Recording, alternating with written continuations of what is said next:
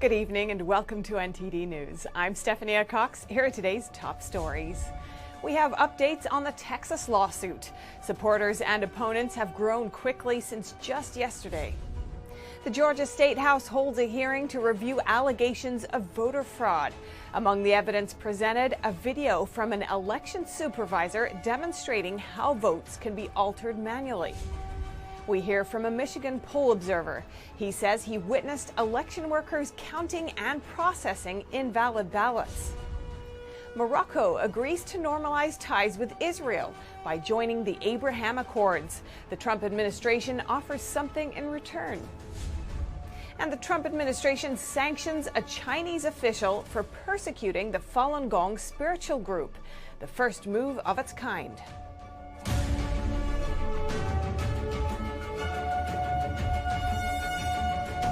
The latest update on the Texas election lawsuit. Many states are supporting and opposing it. NTD's Juliette Song has the details. Texas is quickly gaining more supporters and opponents in its Supreme Court election lawsuit. Of all the lawsuits, this one is getting major attention as it could impact electoral votes of 4 states. 6 states are asking the Supreme Court to join the lawsuit this Thursday, arguing the case affects their interests. President Trump also asked to intervene in the case this Wednesday. They're not involved in the original lawsuit, but they can ask to intervene in the case if it affects their rights. The Supreme Court can approve or reject their requests. The 6 states are among 18 states that have filed briefs supporting Texas. Members of the opposing camp are growing quick, though, with 20 states and 2 territories filing briefs supporting defendants this Thursday. Texas filed the lawsuit against 4 key battleground states this Tuesday. It argues these states conducted elections in ways that violate the Constitution, and it asks the Supreme Court to do several things, including block the states from certifying their presidential electors or have their electors from casting votes.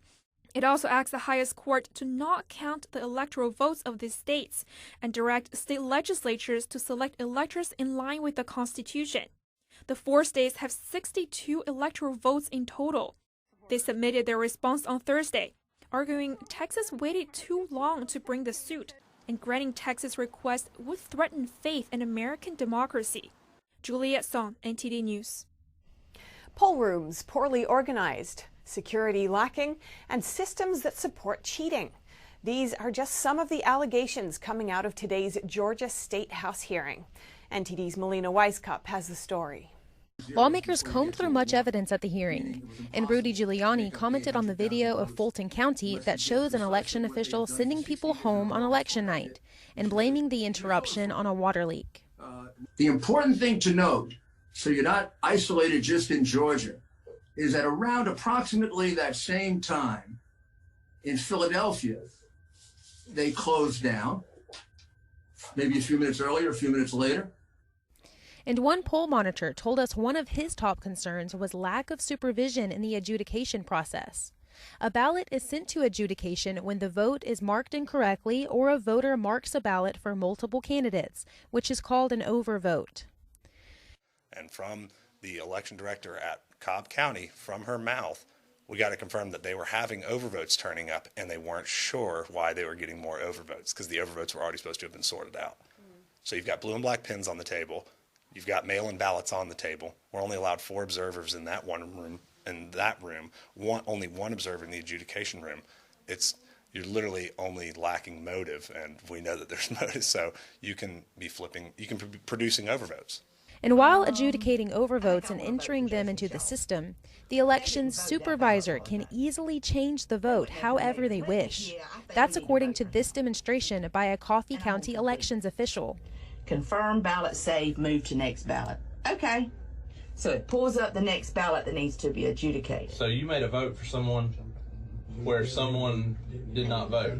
I did, didn't I? And this is just one example of how the votes could have been altered by a manual entry into the machine. Along the same lines, one woman shared this photo with us. It shows that only one person is entering the data into Arlo, which is the data entry system. It appears that there is no one observing to ensure the numbers being entered are accurate. And this is the last step before the Secretary of State gets the results to certify them. In light of all of this potential fraud, one Georgian tells us why he thinks the Secretary of State and Governor have refused to put forth all their effort to get to the bottom of these allegations. Number two, who wants to be that guy that opens this up, overturning the results? And all of the violence and rioting that would come as a result of this election being opened up as a fraud. Remember, some GOP leaders in Georgia tell us they hope these testimonies can be used to strengthen the Texas lawsuit and clearly show the patterns of loopholes where fraud was possible. Reporting in Metro Atlanta, Melina Weisskopf, NTD News. Expert witnesses in Colorado will testify during an election integrity hearing next week. This comes after the Democratic Speaker of the Colorado House refused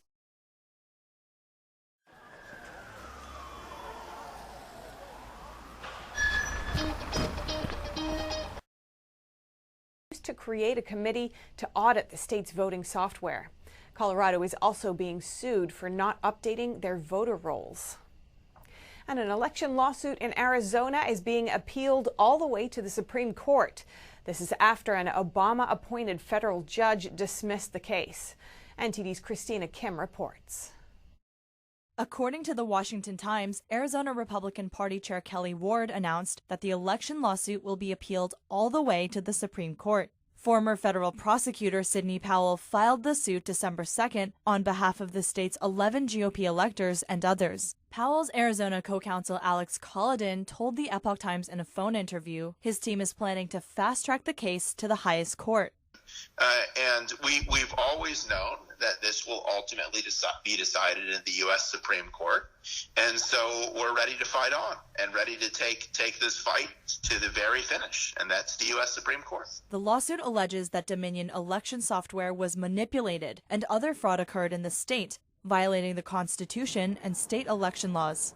The lawsuit also claims over 412,000 votes were illegally cast. We presented reports from both statisticians and a cybersecurity expert explaining how the results the machines produced could only be evidence of fraud. Collodin says over 5,000 ballots from Maricopa County were from out-of-state voters.